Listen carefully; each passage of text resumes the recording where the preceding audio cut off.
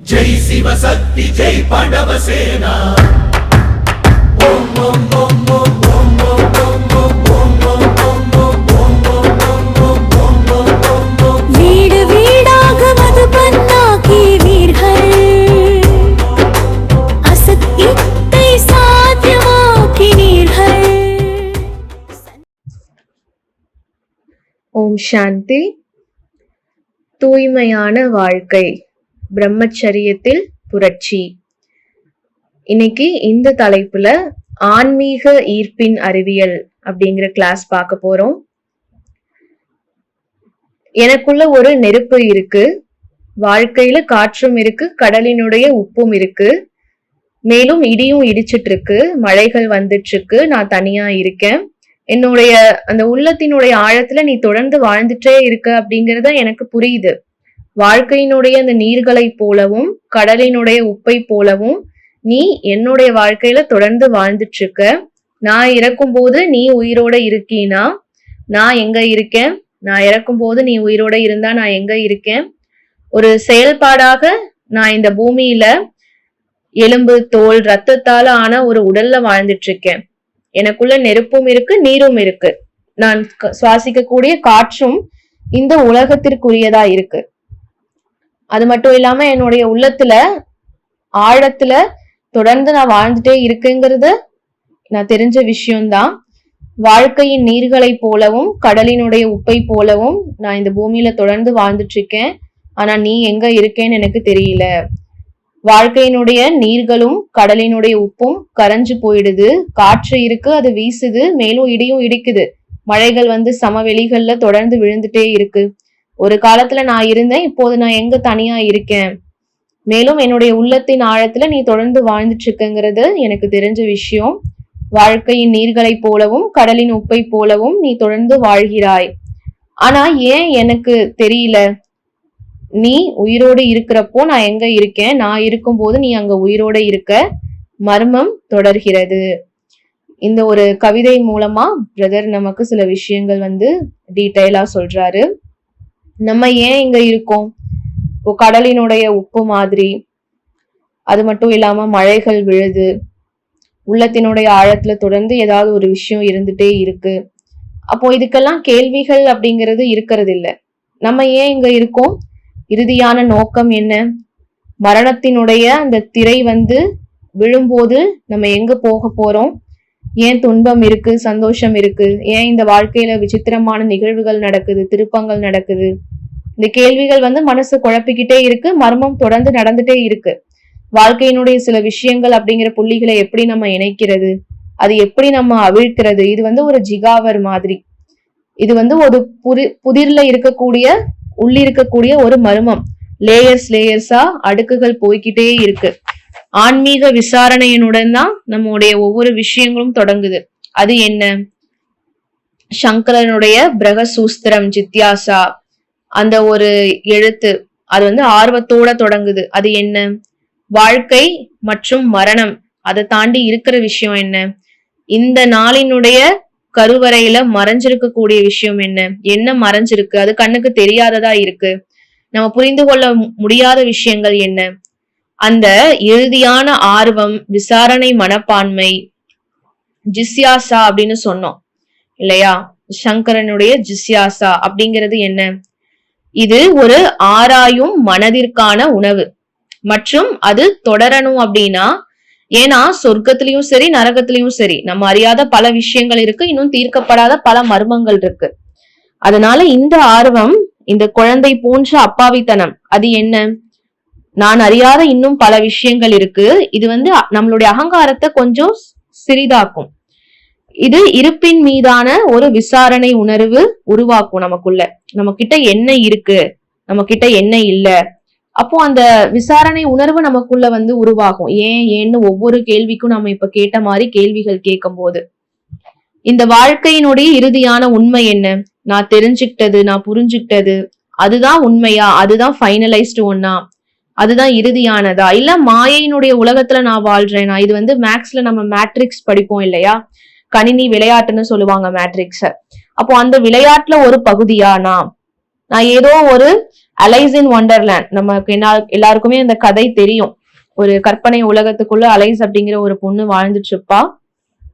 அப்போ அந்த மாதிரி நான் ஒண்டர்லேண்ட்ல இருக்கக்கூடிய அலைஸ் மாதிரி நான் வாழ்றேனா, நான் ஏதோ ஒரு விஷயத்துல இருக்கேனா, இந்த விசாரணை, இந்த ஆர்வம், இந்த ஆச்சரியம், வியப்பு உணர்வு எல்லாமே ஆத்மாவை எப்பவுமே ஒரு சைத்தன்ய ரூபத்துல உயிரோடு வச்சிருக்கோம்.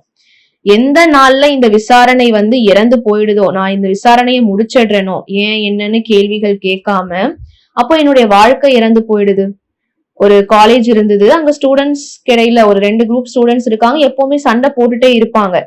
அப்போ அந்த ஸ்டூடெண்ட்ஸ்க்கு ஒரு வெறுப்பு உருவாயிடுச்சு. என்னடா இது, இப்படி காலேஜ்ல சண்டை போட்டுட்டே இருக்கமே, ஒரு ஆரோக்கியம் இல்லாத சூழல்ல வந்து எப்படி நம்ம மாத்துறது? அதனால அவங்க எல்லாரும் சேர்ந்து ஒரு உளவியல் பேராசிரியர், சைக்காலஜிஸ்ட் கிட்ட போனாங்க. அவர் ரொம்ப ஆழமான ஞானம் மிக்க ஒரு கருத்துக்கள் கொண்டவரா இருந்தாரு. அவருடைய முடிவுகள் எப்பவுமே வந்து விவேகமானதா, ஆக்கப்பூர்வமா இருக்கும். இன்னொன்னு, அவர் எல்லா விஷயத்திலயும் அனுபவம் உள்ளவரா இருந்தாரு. அவர் வந்து ஒரு தீர்வு வந்து சொன்னாரு, நீங்க வந்து இத பண்ணுங்க அப்படின்னு சொல்லி. அவர் கொடுக்குற அந்த தீர்வுக்கு அப்புறம் அந்த பகைமை இல்லாம போயிடுச்சு. ஏன்னா அந்த காலேஜ்ல 2 குரூப்ஸ் இருந்தாங்க, சண்டை போட்டுட்டு இருந்தாங்க. அப்போ அவங்க சண்டை போடுற அந்த டைம்ல அந்த பேராசிரியர் வராரு, இயல்பு நிலைக்கு கொண்டு வாங்க அப்படின்னு சொல்லி அவங்க அந்த பரிந்துரை செஞ்சாங்க மீதி இருக்கிற மாணவர்கள் எல்லாம். அது என்னவா இருக்கும்? 2 குரூப் ஸ்டூடெண்ட்ஸையும் அந்த பேராசிரியர் அழைச்சு அவர் என்ன சொன்னார்னா, நீங்க ஒருத்தருக்கு ஒருத்தர் பாத்துக்கும் போது சண்டை போடுறீங்கல்ல, அப்ப என்ன நினைச்சுக்கணும்னா, நான் இறந்துட்டு இருக்கேன், நான் எனக்கு முன்னாடி சண்டை போடுற அந்த நபரும் இறந்துட்டு இருக்காரு, அப்படி நினைங்க அப்படின்னு சொன்னாரு. ஏன் அவர் அப்படி சொல்லணும்? ஏன்னா நீங்க மரணத்தை நினைக்கும் போது இதயத்துல வெறுப்பு இருக்கிறது கஷ்டமாயிடும். நான் இறந்துட்டு இருக்கேன்னா யாருக்காவது வெறுப்பு வருமா உள்ளுக்குள்ள? இது என்னுடைய கடைசி தருணமா இருந்துச்சுன்னா. ஆனா அதே நேரத்துல மற்ற நபரும் இறந்துட்டு இருக்காரு நான் சண்டை போடுறதுனால, அதுவும் அந்த மற்ற நபரினுடைய கடைசி தருணமா நம்ம நினைக்கணும்.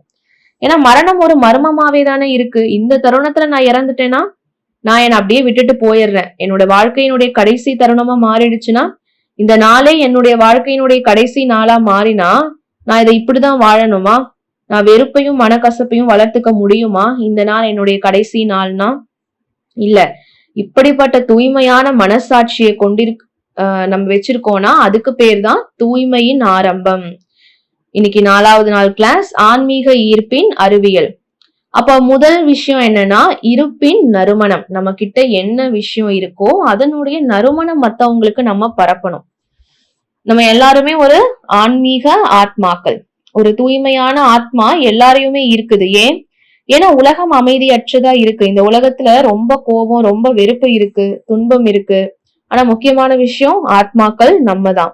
உங்களுக்கு நிச்சயமா சில ஆத்மாக்கள் கிடைப்பாங்க, அவங்க கூடவே இருக்கணும் அப்படிங்கறத நீங்க விரும்புவீங்க.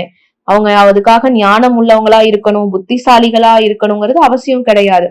ஆனா அவங்கள சுத்தி ஏதாவது ஒரு தெரியாத விஷயம் இருக்கு, அது வந்து உங்களை அமைதியா உணர வைக்குது, அது உங்களை அன்பா உணர வைக்குது. அதனால தூய்மைதான் அந்த நறுமணம். மலர் வந்து யாரையுமே அழைக்கிறது கிடையாது, ஒவ்வொரு பூவும் வந்து என்கிட்ட வாங்கன்னு சொல்லாது. அது வெறுமனே இருக்கு, அவ்வளவுதான். ஆனா அது கிட்ட அந்த ஈர்ப்பினுடைய சக்தி இருக்கு. அதுக்கு தெரியாத ஏதோ ஒரு கவர்ச்சி இருக்கு. அந்த கவர்ச்சி என்னங்கிறது நமக்கு தெரியல, அந்த காந்த சக்தி என்னங்கிறது நம்ம புரிஞ்சுக்கல. அதுக்கு பேர் தான் எக்ஸ் ஃபேக்டர் அப்படின்னு சொல்லுவாங்க. ஆனா நிச்சயமா நீங்க தூய்மையா மாறணும்னு முடிவு செய்யற அந்த தருணத்திலேயே உலகத்துக்கு நீங்க உதவி செய்ய முடிவு செஞ்சுட்டீங்க. நீங்க தூய்மையா மாறுறப்போ அது ஒரு தனிப்பட்ட விஷயம் மட்டும் கிடையாது, அங்க ஆயிரக்கணக்கானோர் வந்து பயனடைவாங்க. அதனால கிடைக்கக்கூடிய அந்த பலன்கள் வந்து உறுதி செய்யப்பட்டுடும். அதனால தூய்மைதான் மிகப்பெரிய வியாபாரம். இந்த பிரபஞ்சத்தினுடைய பரப்பளவு தூய்மை. இதுக்கு வந்து பிரம்மச்சரியத்தினுடைய அந்த கட்டுப்பட்ட நுண்ணிய தொலைநோக்கு பார்வை, வரையறை எதுவுமே கிடையாது. தொலைநோக்கு பார்வை இல்ல நுண்ணிய பார்வை, ஒரு வரைமுறை, ஒரு கட்டுப்பாடு, அதெல்லாம் எதுவுமே இல்ல. இது வந்து ஒரு எல்லையற்ற விஷயம், அவ்வளவுதான். தூய்மை வந்து ஒரு மரம் மாதிரி. நீங்க அதுவா மாறிட்டீங்கன்னா அவங்க கூப்பிடாமையே வந்து வருவாங்க. ஏன்னா உலகம் ரொம்ப துன்பப்பட்டுட்டு இருக்கு. எல்லோருமே வந்து இருள்ல இருக்காங்க. பலர் வந்து அந்த இருண்ட வாழ்க்கை முறைய வந்து வாழ்ந்துட்டு இருக்காங்க. இருண்ட வாழ்க்கை முறை. மக்கள் தடை செய்யப்பட்ட ஒரு உறவுகள்ல சிக்கி இருக்காங்க. அது மட்டும் இல்லாம அவங்களுடைய தொடர்புகள் வந்து சட்ட விரோதமா இருக்கு, தடை செய்யப்பட்டவையா இருக்குன்னு அவங்களுக்கே தெரியுது. இருந்தாலும் அவங்க அந்த உறவுகள்ல சிக்கி இருக்காங்க. ஒரு உறவு வந்து இல்லீகலா இருக்கும், அது வேண்டான்னு அவங்களுக்கு தெரியும், இது தவறுன்னு தெரியும், ஆனாலும் அந்த உறவுல அவங்க மாட்டிட்டு இருக்காங்க. மேலும் இந்த ஒரு விஷயம் ரொம்ப அமைதியின்மையை தருது, வேதனையை தருது நமக்கு. நம்மளுடைய மேப்ல வந்து காட்டுறாங்க இல்லையா, முழு உலகத்துல வந்து ஆக்சிஜன் இருக்கு. அப்படிப்பட்ட இந்த தூய்மையை நம்ம கவனிக்கக்கூடிய ஒரே ஒரு ஆத்மா அமைதியா மாறிடுச்சுன்னா ஆயிரக்கணக்கானோருக்கு அந்த ஆறுதல், நிம்மதி இது எல்லாமே வந்து கிடைச்சிட்டு இருக்கு. அது மூலமா மாற்றம் அடையிறாங்க. அதனால முதலாவது விஷயம் என்ன, நம்மள வந்து யாரு பார்த்தாலும் நம்ம கிட்ட இருக்கிற அந்த நல்ல குணங்கள் அப்படிங்கிற நறுமணத்தின் மூலமா அவங்க ஈர்க்கப்படணும். அந்த தூய்மை சக்தியின் மூலமா அவங்க ஈர்க்கப்படணும். நீங்க எதையும் இதுக்காக செய்ய வேண்டியது இல்ல, சும்மா நில்லுங்க. பேசுறது ரெண்டாவது விஷயம், அங்க நிக்கிறதே வந்து ஒரு சேவை. வார்த்தைகள் இரண்டாம் நிலை, பயணிக்கிறது தான் நம்மளுடைய நோக்கம் இல்லையா. நோக்கம் தூய்மையா இருந்துச்சுன்னா, மனப்பான்மை தூய்மையா இருந்துச்சுன்னா, மனசாட்சி தூய்மையா இருக்குன்னா அது டிராவல் ஆகி போய்கிட்டே இருக்கும் எல்லா ஆத்மாக்கள் கிட்டையும். உதவணும் அப்படிங்கிற ஆசை வார்த்தைகளுக்குள்ள இல்லாட்டி பரவாயில்ல, பேச்சுகளுக்குள்ள வந்து அது கட்டுப்படுற விஷயம் கிடையாது உதவி அப்படிங்கிறது. அதனால நறுமணம் அப்படிங்கிறது தூய்மை, தூய்மைதான் நறுமணம். இப்போ இது முதல் விஷயம். இரண்டாவது விஷயம் என்ன, தொடர்பின் காணல் நீர். காமம் மிகவும் புத்திசாலியான ஒரு வியாபாரி, அது வந்து ஒரு திருடன். வாக்குறுதி தருது, ஆனா அதை வந்து கொடுக்கறது கிடையாது. என்ன விஷயம் அது வாக்குறுதி தருதோ அது கொடுக்கறது இல்ல. நமக்கு எல்லாத்துக்குமே தெரியும், அலைஸ் இன் வண்டர்லேண்ட் ஒரு புக் இருக்கு. அதுல வந்து அலைஸ் வந்து ஒரு வேலைக்காரங்க இருப்பாங்க. ஒரு மேட் ஹேட்டர் அப்படிங்கிற ஒரு வீட்டுக்கு வந்து விருந்துக்கு போறாங்க. அப்போ ஒரு உணவு மேசை இருக்கு, அதுல உட்கார்ந்து ரொட்டி பிரெட் சாப்பிட்டுட்டு இருக்கா. இப்போ ஜாம் எங்கன்னு கேக்குறா. அங்க இருக்கக்கூடிய அந்த மேட் ஹேட்டர் சொல்றாங்க, இல்ல அது வந்து கிடைக்காது. மேட்ரஸ் வந்து சொல்றாங்க, ஆல்டர்னேட்டிவ் டேஸ், அதாவது மாற்று நாள்ல தான் கிடைக்கும். இன்னைக்கு ஒரு நாள் வைக்கிறோம்னா அடுத்த நாள் கிடைக்காது, அதுக்கு அடுத்த நாள்ல மட்டும்தான் வந்து கிடைக்கும் அப்படின்னு சொல்றாங்க. அப்போ அவளுக்கு நேத்து ஜாம் கிடைச்சிருச்சுன்னா இன்னைக்கு அவளுக்கு ஜாம் இல்லைன்னு அர்த்தம். அப்ப அடுத்த நாள் தான் வந்து அலைஸ்க்கு வந்து ஜாம் கிடைக்கும். அடுத்த நாள் அவ திரும்ப அந்த விருந்துக்கு போறா. அவ ஜாம் எங்கன்னு கேட்கும் போது இல்ல இன்னைக்கு அந்த ஆல்டர்னேட்டிவ் டே கிடையாது. ஆனா இன்னைக்கு அந்த ஜாம் இருந்திருக்கணும் இல்லையா, அவங்க வந்து அடுத்த நாள் தான் அப்படின்னு சொல்லிடுறாங்க. அதனால அங்க ஒரு ஏமாற்றம் அவளுக்கு கிடைக்குது. சோ இந்த கதையை எதுக்காக சொல்றாருன்னா, காமம் நிறைய வாக்குறுதி தருது, ஆனா எதையும் கொடுக்காது. அது வந்து ஒரு காணல் நீர் மாதிரி, தண்ணி இருக்குன்னு நம்ம நினைச்சு போறோம், ஆனா அங்க எதுவுமே இருக்கிறது இல்ல. எப்படி ஒரு ஸ்கிரீன் சேவர் பண்ணி வைக்கிறோம் இல்லையா அழகா, ஆனா உள்ள போனா அதுல எதுவுமே இருக்காது. அது உங்ககிட்ட நிறைய சந்தோஷம் இருக்கு, நீங்க வாங்கன்னு சொல்லும், ஆனா நீங்க போற அந்த தருணத்துல ஒரு பொண்ணோட ஒரு கற்பனை கதை இருக்கு. ஒரு பொண்ணு ஒரு பையனை வந்து லவ் பண்றா. அப்போ அவனை கல்யாணம் பண்ணிக்கணும்னு போறப்போ அந்த கல்யாணத்துக்காக ஒரு 1 to 2 months கேப் இருக்கும் இல்லையா, அந்த டைம் அவளுக்கு வந்து ஒரு கால் வந்துட்டே இருக்கு கண்டினியூவா. அந்த கால்ல என்ன ஒரு விஷயம் சொல்றாங்கன்னா, நீ கல்யாணம் பண்ணிக்காத, உனக்கு மேட்சான ஆள் வந்து அவன் கிடையாது அப்படின்னு வந்து சொல்றா. அப்போ அந்த போன்ல பேசுறவங்க யாருன்னு கேட்கும் போது, யாருன்னு அந்த போன்ல பேசக்கூடியவங்க அந்த பொண்ணு கிட்ட அவங்களோட அடையாளத்தை சொல்லல. ஆனா அந்த பொண்ணு கேக்குறா, நீ யாரு, நான் ஏன் கல்யாணம் பண்ணிக்க கூடாதுன்னு அவரை தான் கல்யாணம் பண்ணிப்பேன் அப்படின்னு சொல்றா. நீ ஏதோ ஒரு பொறாமையில பேசுற, நீ வந்து என்னுடைய எக்ஸ் லவரா இருக்கலாம் அப்படின்னு சொல்றா. அப்போ சில நாளுக்கு அப்புறம் திரும்ப கால் வருது. நீ வந்து யாருன்னு கேக்குறா அந்த பொண்ணு. அந்த கால் பேசுறவங்க சொல்லல, வெறுமனே மேரேஜ் பண்ணிக்காத அப்படின்னு மட்டும் தான் சொல்றாங்க. அப்போ இதே மாதிரி ஒரு 4 to 5 times நடக்குது. ஒருத்தங்க கால் பண்றாங்க, மேரேஜ் பண்ணிக்காதன்னு சொல்றாங்க. அந்த பொண்ணு நீ யாரு, ஏன் இப்படி சொல்றன்னு கேட்டுட்டே இருக்கா, ஆனா ஆன்சர் வரல. ஆனா ஒரு விஷயம் மட்டும் நோட் பண்றா அந்த பொண்ணு. என்னன்னா, அந்த கால் பேசக்கூடியவங்க பேசுறப்போ பின்னாடி ஒரு சத்தம் கேக்குது. அந்த கால், இப்ப நம்ம போன் பேசுறோம், நமக்கு வீட்டுல யாராவது பேசுறாங்கன்னா அந்த பேச்சு சத்தம் கேட்கும் இல்லையா, இன்னொருத்தங்களுக்கு போன்ல இன்னொரு சைட்ல இருந்து பேசுறவங்களுக்கு. அதே மாதிரி ஒரு 2 அப்பா அம்மா சண்டை போட்டுட்டே இருக்காங்க, அது மட்டும் அந்த பொண்ணுக்கு கேக்குது இந்த பொண்ணு போன்ல பேசுறப்போ. இப்போ கடைசியா வந்து பாருங்க, அந்த மேரேஜ் டே வந்துருச்சு. அந்த மேரேஜ் டே அன்னைக்கு கூட ஒரு கால் வருது. ஆனா அந்த பொண்ணு என்ன பண்றா அப்படின்னா, அந்த மேரேஜ் டே ஃபுல்லா வந்து புறக்கணிச்சுட்டே இருக்கா. இது வந்து ஒரு பிராங்க் கால், யாரோ வந்து நம்மளை ஏமாத்துறதுக்காக சதி நடக்குது அப்படின்னு சொல்லி நினைச்சிட்டு இருக்கா. ஆனா அந்த திருமண நேர அப்போ திரும்ப அந்த கால் வருது. அப்போ அந்த பொண்ணு வந்து நோட்டீஸ் பண்றா.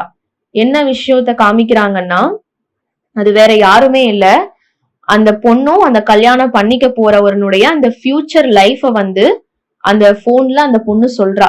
அந்த பொண்ணு வந்து கேக்குது. 2 பேரும் வந்து சண்டை போட்டுட்டே இருக்காங்க. அப்ப வந்து அந்த பொண்ணு சொல்றா, நான் உங்களாலதான் வந்து இப்படி ஆயிட்டேன், எனக்கு உங்களை பிடிக்கவே இல்ல, என்னுடைய மேரேஜ் லைஃபே வந்து தலைகீழா மாறிடுச்சு. அப்போ அந்த சொந்த குரலை அந்த பொண்ணு போன் பண்றா, இந்த பொண்ணு அட்டன் பண்றா, மேரேஜ் பண்ணிக்க போற பொண்ணு. அப்ப அவளுடைய சொந்த குரலை வந்து அவ ரியலைஸ் பண்றா. அந்த போன்ல வந்து சண்டை போட்டுட்டு இருக்கக்கூடிய அந்த 2 பேரும் வேற யாரும் இல்ல, இப்ப மேரேஜ் பண்ணிக்க போறவங்க தான். அப்ப அந்த போன்ல பேசினது யாரு? அவங்களுடைய அந்த ஃபியூச்சர்ல வரக்கூடிய குழந்தை. நீங்க என்ன வந்து பெத்தெடுத்துட்டீங்க, நான் வந்து கஷ்டப்படுறேன், நீங்க 2 பேரும் சண்டை போட்டுட்டே இருக்கீங்க அப்படிங்கறத அவ உணர்த்துறா அந்த கால் மூலமா. அதனால என்ன தயவு செஞ்சு இந்த உலகத்துக்கு கொண்டுட்டு வராதீங்க, என்னுடைய குழந்தை பருவத்தை நான் வந்து வேஸ்ட் பண்ண விரும்பல அப்படின்னு அவங்களுடைய ஃபியூச்சர் டாட்டர் இப்ப அட் பிரசன்ட்ல இருக்கிற அவங்க அம்மா, கல்யாணம் பண்ணிக்க போற அவங்க அம்மாவுக்கு வந்து புரிய வைக்கிறதுக்காக ஒரு சினிமா மாதிரி எடுத்திருக்காங்க, ஒரு கற்பனை கதை வந்து உருவாக்கி இருக்காங்க.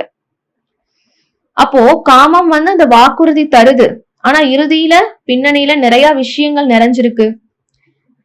என்னை ஏன் கல்யாணம் பண்ணிக்கிட்டேன்னு அந்த குரல் வந்து திரும்ப திரும்ப கேட்டுட்டே இருக்கு அந்த போன்ல அந்த பொண்ணுக்கு. நான் வந்து உன்னை கல்யாணம் பண்ணிக்க சொன்னேனான்னு ஒருத்தருக்கு ஒருத்தர் சண்டை போட்டுக்கிறாங்க. அப்போ கணவன் மற்றும் மனைவி, இந்த பெண்ணுடன் அந்த பொண்ணுக்கு வந்து மகள் வந்து பிறக்கிறாங்க. மேலும் அந்த மகள் வந்து எதிர்காலத்துல இருந்து இங்க கால் பண்ணி அந்த பொண்ணு கிட்ட பேசுற மாதிரி ஒரு அழகான ஒரு விஷயத்த வந்து காமிக்கிறாங்க. அப்போ இதுதான் தொடர்பினுடைய காணல் நீர்.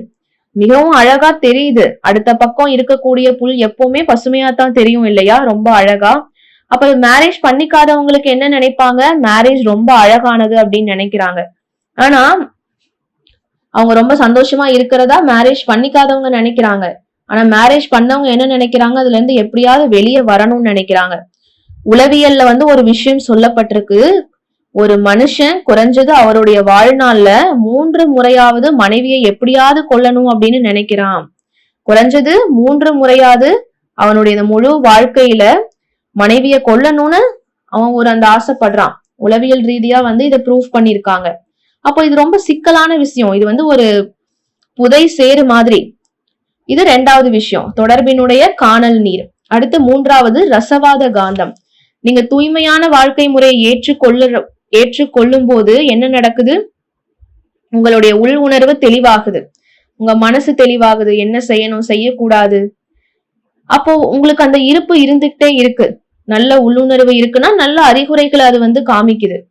இது செய், இல்லைன்னா எப்பவும் குழப்பமா இருக்கும், இந்த வழியா அந்த வழியா, இந்த உறவை வந்து கண்டினியூ பண்றதா இல்ல முடிச்சுக்கிறதா, இந்த பாதையில நம்ம தொடர்ந்து போறதா இல்ல வேற ஏதாவது ஒரு பாதைய வந்து சூஸ் பண்றதா, இந்த தொழிலா இந்த இடமா அந்த இடமா. அப்ப எப்பவுமே நிரந்தரமான ஒரு குழப்பம் இருக்கும். தூய்மையினுடைய மிகப்பெரிய பலன் என்னன்னா தெளிவு. அது வந்து ஒரு ரசவாதம், ஒரு தெளிவு உங்ககிட்ட இருக்கு. நீங்க மக்கள் கிட்ட ஓடி போய் நான் என்ன செய்யணும்னு கேட்க வேண்டிய அவசியமே கிடையாது. மனம் தூய்மையா மாறப்போ இந்த பிரபஞ்சத்தினுடைய அந்த தாளத்துல உங்களுடைய லைஃப் வந்து கண்டினியூ ஆயிட்டே இருக்கும். நான் என்ன செய்யணும் அப்படிங்கிறது எனக்கு அந்த விஷயம் தெரிய வரும், ஒரு தெளிவு கிடைக்கும். இது ஒரு தெய்வீக ஒத்திசைவு அப்படின்னு சொல்லலாம். உங்களுக்குள்ள அந்த உள்ளுணர்வு இருக்கு, தூய்மையினுடைய சக்தியினுடைய இருப்பு இருக்குன்னா நீங்க அந்த ஒத்திசைவுல இருந்துட்டே இருக்கீங்க. இது தெய்வீக இசைக்குழு, தெய்வீக சிம்போனி அப்படின்னு சொல்லலாம். அது மட்டும் இல்லாம நீங்க வாழ்க்கையில ஒரு ஒத்திசைவுல இருக்கும் போது மட்டும்தான் அந்த மெலடி உருவாகுது. ஒரு இனிமையான பாடல்னு சொல்லுவோம் இல்லையா, மெலோடிஸ், அது வந்து உருவாகுது எப்போ, இந்த தூய்மையினுடைய ரசவாதம் உங்களுக்குள்ள வரும்போது. நீங்க வாழ்க்கைக்கு எதிரா இருந்தீங்கன்னா, வாழ்க்கையினுடைய ஓட்டத்திற்கு எதிரா போனீங்கன்னா, நதி இந்த பக்கம் ஓடுது ஆனா நீங்க அந்த பக்கம் ஓடுறீங்கன்னா எதிர்ப்பு வரும், குழப்பம் இருக்கும். அதனால இந்த நிலை வந்து தூய்மை, உள்ளுணர்வு, தெளிவு, சுத்தம் இதோட கனெக்ட் ஆகி வருது. நீங்க நல்லா தூங்க முடியும், ஆனா தூக்கமின்மை அது வந்து ஒரு அசுத்தத்தினுடைய அடையாளம். உங்களால தூங்க முடியலன்னா கண்டிப்பா நிச்சயமா ஏதோ ஒரு தீர்க்கப்பட முடியாத மூளையில ஒரு விஷயம் இருக்கு. அதனால இதுதான் ஆன்மீக கவர்ச்சி, ஈர்ப்பு, காந்த சக்தியினுடைய அறிவியல். ஃபர்ஸ்ட் விஷயம் என்ன, நீங்க நறுமணம் உள்ள ஒரு மலரா மாறணும். அதுக்கு தூய்மை சக்தி உங்ககிட்ட இருக்கும்போது நிறைய பேர் உங்களால ஈர்க்கப்படுவாங்க. எப்பவுமே மத்தவங்க கூப்பிடலைனா கூட அது தானாவே ஈர்க்க ஆரம்பிக்கும், எப்போ நம்ம கிட்ட தூய்மை சக்தி இருக்கும்போது. மேலும் மக்கள் ஒரு நிம்மதியை தேட ஆரம்பிப்பாங்க. மக்கள் உங்களை சுத்தி உட்கார்ந்துக்குவாங்க, உங்ககிட்ட ஒரு ஆறுதல் கிடைக்காதான்னு தேடுவாங்க. ஆனா அதுக்கு உங்ககிட்ட தூய்மையினுடைய சக்தி இருக்கணும். நீங்க ஒரு மரம் மாதிரி, ஒரு பெரிய ஆலமரம் நிழல் மரம் இருக்கும் இல்லையா, அங்க நிறைய பேர் ஓய்வு எடுப்பாங்க, ஓய்வை தேடுவாங்க. அந்த மாதிரி நீங்க மாறணும். இரண்டாவது, இந்த முழு காம விளையாட்டை நீங்க புரிஞ்சுக்கணும். காமம் உங்களை எங்க கொண்டு போறக்கூடிய ஒரு பாலம் கிடையாது. அதுக்கு ஒரு எண்டு இருக்கு, ஆனா மறுபக்கம் அப்படிங்கிறது கிடையாது. நீங்க போறீங்க, ஆனா பாதியிலேயே தொலைஞ்சு போயிடுறீங்க. அதுக்கு மறுபக்கம் இல்ல. அது ஒரு திருடன், புத்திசாலியான வியாபாரி, அது உங்களை ஏமாத்திக்கிட்டே இருக்கு. அதனால இந்த தொடர்பை நீங்க புரிஞ்சுக்கணும். நம் ஆன்மீகம் மற்றும் ஆன்மீகம்ங்கிறது அழைக்கிறது கிடையாது, ஒரு தொடர்பு கிடையாது. அது ஒரு குழப்பத்தை உருவாக்குது எப்போ இந்த தூய்மை சக்தி இல்லாதப்போ. அதுக்கு மாறா காமம் மிகப்பெரிய குழப்பம், அது குழப்பத்தை உருவாக்குது. அது அந்த குழப்பத்துல உங்களை தடுமாற வைக்குது. அப்போ உங்களை வாழ்க்கையினுடைய படகு கவிழ்ந்து போயிடுது, நீங்க அதுல மூழ்கி விடுறீங்க. இது ரசவாத காந்தம் அப்படின்னு சொல்லப்படுது. அப்போ தூய்மைதான் உங்களுடைய இறுதியான அந்த ரசவாத காந்தமா இருக்கணும். தூய்மைங்கிறது உங்களுக்கு தெளிவையும் சுத்தத்தையும் தருது. அதனால இன்னைக்கான 3 பாயிண்ட்ஸ் இதுதான். நல்லது. ஓம் சாந்தி.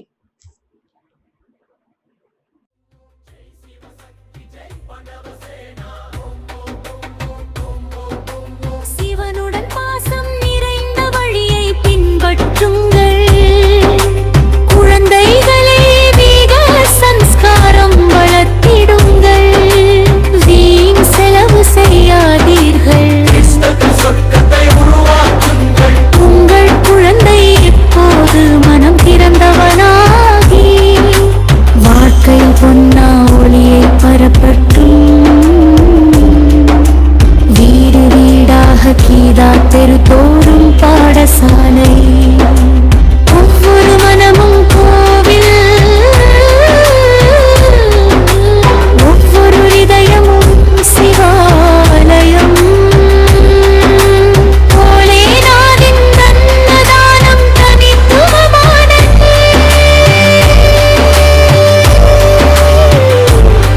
சிவநினைவில் ஒவ்வொரு உணவையும் ஏற்றுக் கொள்ளுங்கள்.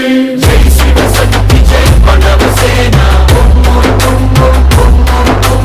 ஜெய் சிவசக்தி ஜெய் பணவசேனா. ஜெய் யுகமூர்த்தி ஜெய் கமலம்.